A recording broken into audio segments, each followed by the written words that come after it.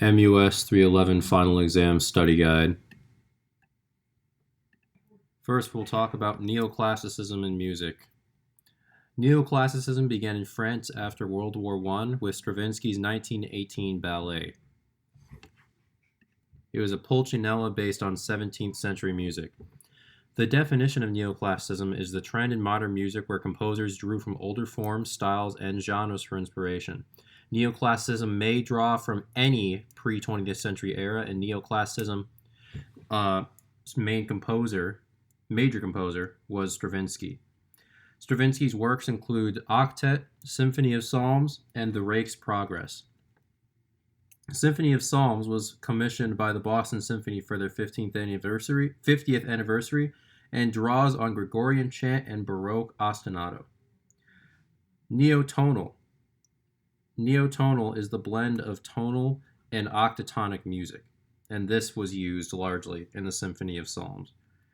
Final exam work for this includes movement 1 of that. Next, we'll talk about the composer Prokofiev and his Classical Symphony, written in 1917. Classical Symphony was composed as if Haydn and Mozart were alive today. Classical Symphony has 4 movements and uses chamber orchestration. Movement 1 is in clear sonata form without repeated exposition. Next up we have Ravel, La Tombienne de Couperin, and this piece has 6 movements, each dedicated to a friend that died in World War I. Final exam work includes Minuet from Tombienne, and it's in clear ABA form in G major with chromatic alterations on the G9 chord. Next we have the composer Bartók, and this was a Hungarian composer. Bartók was an ethnomusicologist, which means he collected over 1,000 melodies from Hungary, Romania, and Transylvania. Bartók was influenced by Debussy and Stravinsky, and final exam work for him includes music for strings, percussion, and celeste, specifically Movement 2. Movement 2 of music for strings, percussion, and celeste is scherzo-like. Next composer is Shostakovich, and Shostakovich came from generation after Prokofiev and Stravinsky. Shostakovich lived under Stalinism, and he was a film composer in his early career, a very successful one. He was influenced by early Russians as well as Mahler and Beethoven. Shostakovich wrote 15 symphonies, 15 string quartets, 3 operas, and many ballets. In 1936, Soviet officials criticized Shostakovich's opera Lady Macbeth and accused him of formalism. Many of Shostakovich's friends were jailed or executed by Stalin, and he struggled until Stalin's death in 1953. However, he never fully recovered. One of his works includes String Quartet in C minor, Opus 110. This was composed in 3 days and dedicated to the victims of fascism and war. There were 5 movements in String Quartet in C minor, and they were played attacca, meaning, all together, and there were many different moods, from slow and sad to sarcastic. Next, you have Symphony No. 5 in D minor, and this was the artist's reply to just criticism, and it was basically a middle finger to Stalin. Next up, we have the prelude to American vernacular music. These were musical traditions outside of the concert hall, and there were many styles, both vocal and instrumental. The importance of black artists was growing. Music now was intended to reach a broad musical public and not just elites. And there were recordings after 1900. And the effects of that were recordings were preserved and disseminated vernacular music, and early recordings were often segregated. This is where the sheet music industry and piano makers really boomed. Next up, we have band music in the American vernacular.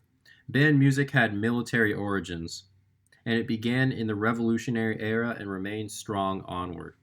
Of course, one of the biggest composers were John Philip Sousa. He was a conductor, composer, and ambassador for American music. John Philip Sousa led the U.S. Marine Band from 1880 to 1892, and he gained international prominence. John Philip Sousa took tours of the U.S. and Europe and often programmed arrangements of classics. Final exam work for John Philip Sousa includes the Liberty Bell March. This was originally untitled, and it was similar in form to most of Sousa's marches. meaning AA, BB, CD, CD, C. It was often used for presidential inaugurations and other ceremonies. Next, you have Scott Joplin. Scott Joplin was the son of a slave, and he was a ragtime composer. His final exam work includes Maple Leaf Rag. It was inspired by the Maple Leaf Club in Sedalia, and it follows march form. Its second strain includes rhymes of ragtime, where the left hand is a steady eighth note pulse and the right hand figures syncopate with and beyond the beat. Next, we have Stephen Foster. Stephen Foster is considered the American Schubert with over 200 songs, including Beautiful Dreamer, Oh Susanna, and My Old Kentucky Home. Stephen Foster wrote a lot of parlor music, and final exam work for him includes Jenny with the Light Brown Hair. It was inspired by Foster's estranged wife Jane, and his simple vocal and piano style and strophic forms recall Schubert. Next, you have a half white and half black composer that studied piano in France named Louis Maurien Gottschalk. Next, we have early jazz. This began in the 1920s, also called the Jazz Age, where blues and jazz gained wild popularity through recordings and sheet music. The first jazz recordings were by the original Dixieland Jazz Band in 1917, an all-white jazz band. Blues came from songs of former slaves and was centered in the Mississippi Delta. They were usually in standard AAB form and included topics such as life, troubles, and women. Next, we'll talk about New Orleans. New Orleans is considered the birthplace of jazz and 12-bar blues with AAB form. It had a mix of cultures, more tolerant toward black. It was more tolerant toward black people. It was more progressive and tolerant towards deviancy. Storyville was essentially the red light district in New Orleans. It included a bunch of degeneracy, including prostitution. In the 1920s, jazz had distinguishing features. There was new vocal and instrumental sounds, including scat, and there was collective improvisation. Radio and recordings played key roles in the growth and dissemination of 1920s jazz. A little bit more about the Dixieland Jazz Band. Early figures include the Jelly Roll Morton and Buddy Bolden, and Louis Armstrong played in King Oliver's Creole Jazz Band. Armstrong would later form his own jazz band called the Hot Five, and final exam work for Armstrong for the Dixieland Band includes West End Blues. This was a classic example of Dixieland. It was originally a song, and it was recorded by the Hot Five in Chicago. It included trumpet, clarinet, trombone, and a rhythm section of drums, piano, and banjo. Next, throughout the 1930s and until World War II, you had the swing era. This was the most important jazz style in the era before and during World War II, and it was a term coined by Fletcher Henderson. It had limited chances for improv and larger groups, which ignited a dance craze across the country. Next, we can talk about Duke Ellington.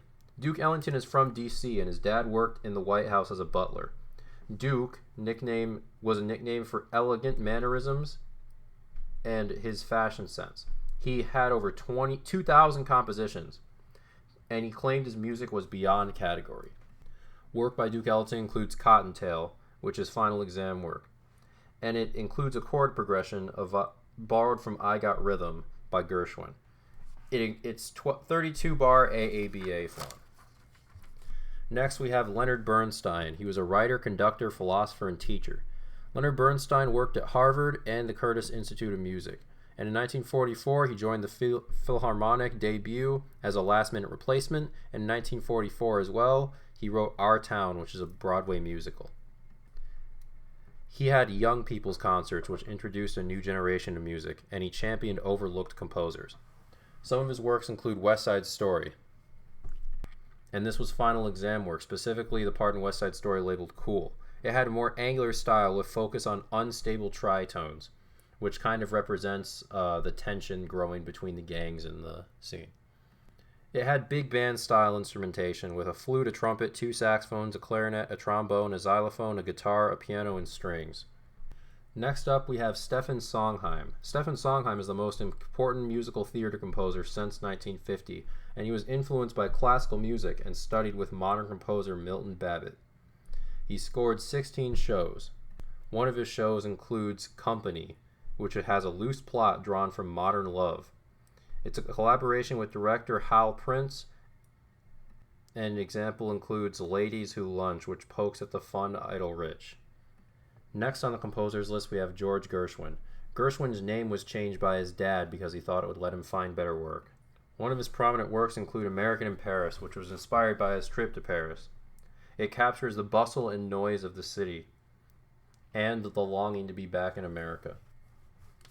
It's considered an American symphonic poem and has unusual orchestration because it includes the saxophone, which was unusual for the time, and it imported car horns from Paris.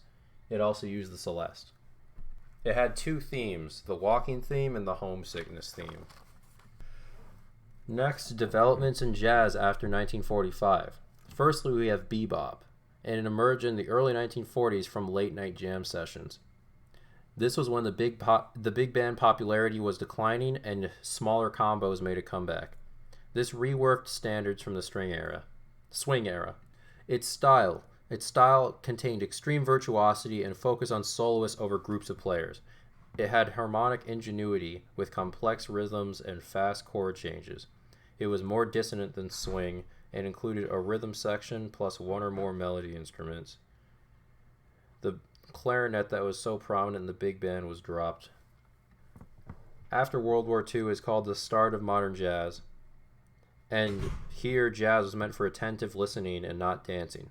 It featured star performers and was preserved mostly on recordings and jam sessions. Final exam work includes Anthropology. It features a chord progression borrowed from I Got Rhythm and has a very fast tempo with astonishing virtuosity. Head appears at the open and close, which is kind of its main theme. Next, after this, you had free jazz, which was a radical new approach that sounds completely unorganized and degenerate. Next, for composers, we have Charles Ives. His career and influence. Charles Ives was a key figure in American experimental music, and he coined microtonality and tone clusters. He studied composition and organ at Yale, and his primary career was actually in insurance, where he was very successful. Here's his approach. His approach was influenced by New England transcendentalism, and he had a lot of extremes in his work. He had harsh dissonance and tonal music sometimes. He has numerous quotations of hymns, pop songs, etc., and this is known as a collage. He used fourth and fifth chords and removed the key and time signatures. He was one of the first American composers to do so. Final exam work for him includes The Unanswered Question. This was very radical for 1908 and wasn't actually performed until 1946. There were 3 levels of sounds played by 2 groups and 1 trumpet soloist. The strings played at triple piano and were tonal in G major.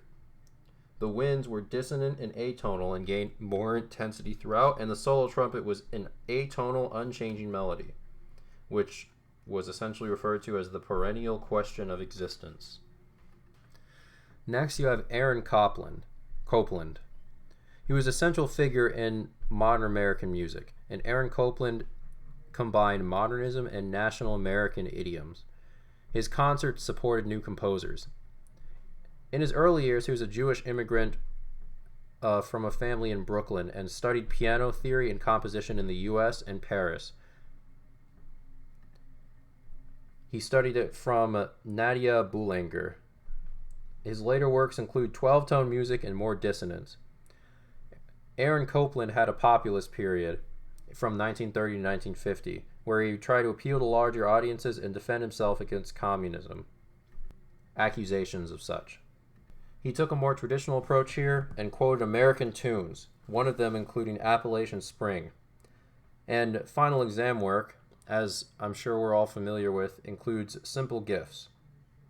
It was a story of a young couple building a home in rural Pennsylvania and uses a Shaker hymn, "'Tis the Gift to be Simple," in the final section. It uses rhythmic style influenced by Stravinsky and is a harmony based on fourths and fifths. Next, we'll be focusing on music specifically after World War II. Here, the classical tradition became highly fragmented and diverse, and there was less common ground. There was a clear division between tonal and atonal composers, and some preserved and extended aspects of tradition. This is where you get the avant-garde, which was a guard of post-war German composers that embraced music previously suppressed by the Nazis, which means atonality, jazz, extreme dissonance, also known as degeneracy.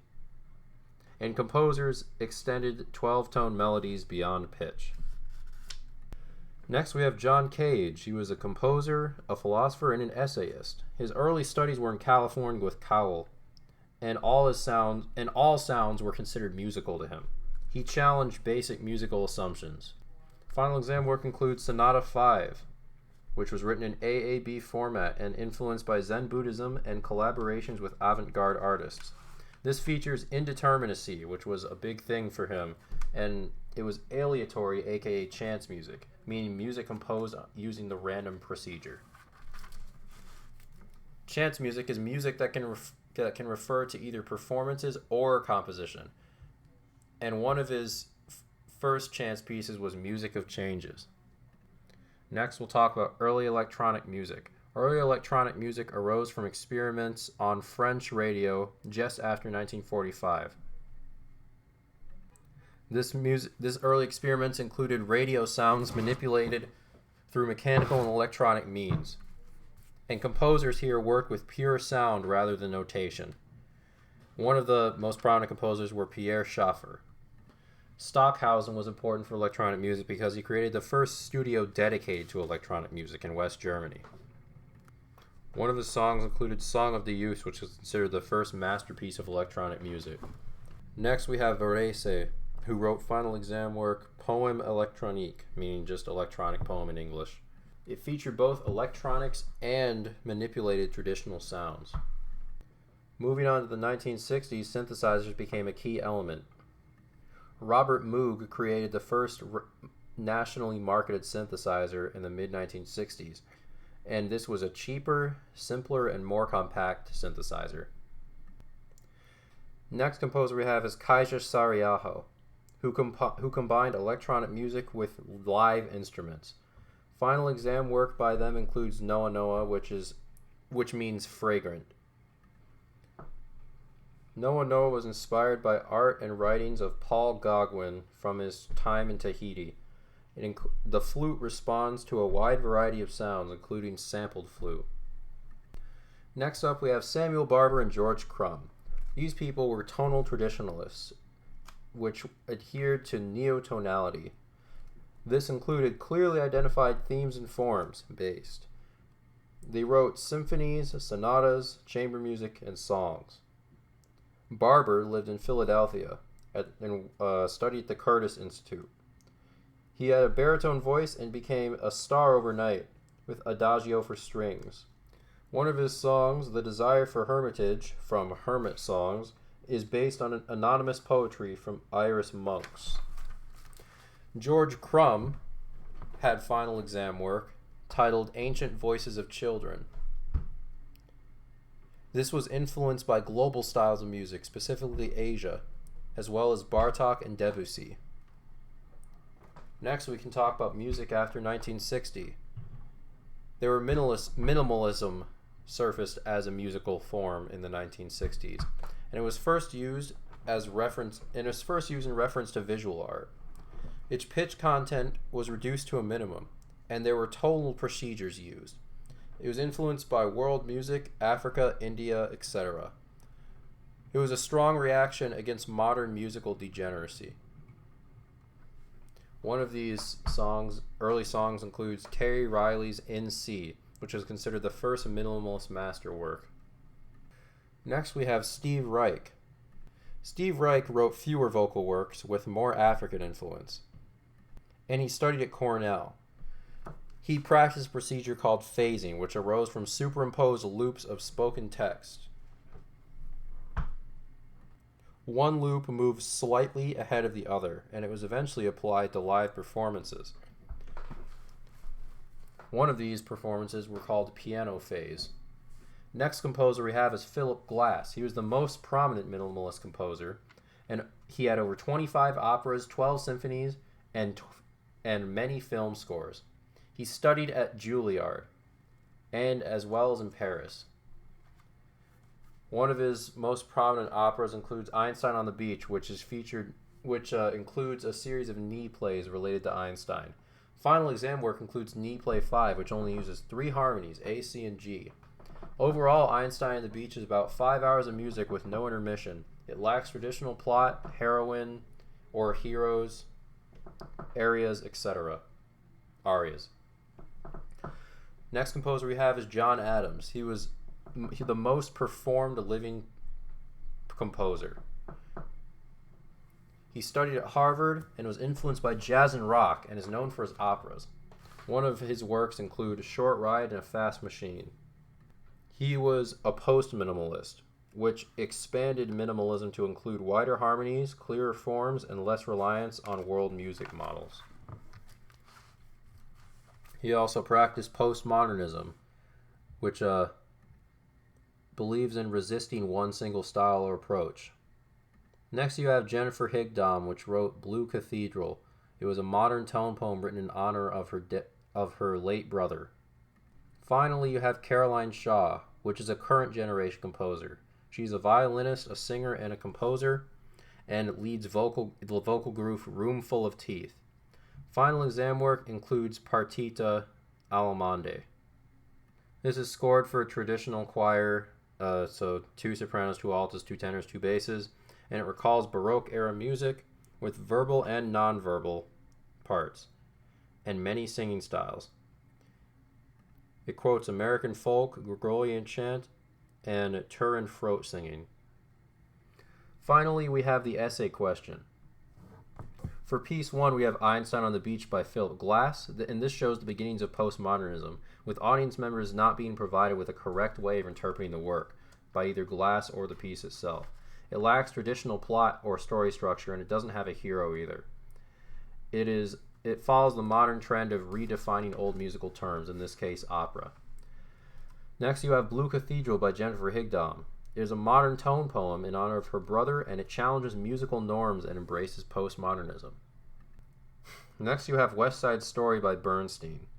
This goes with the trends of the time, and it takes taking older and traditional concepts and stories and updating them for the modern age, also called neoclassicism. It featured expanding harmonies and modern retelling of Romeo and Juliet. Finally, we have Sonatas and Interludes for Prepared Piano by John Cage. This features chance music, in which every performance should be different or left up to chance. An example is 433 in this work.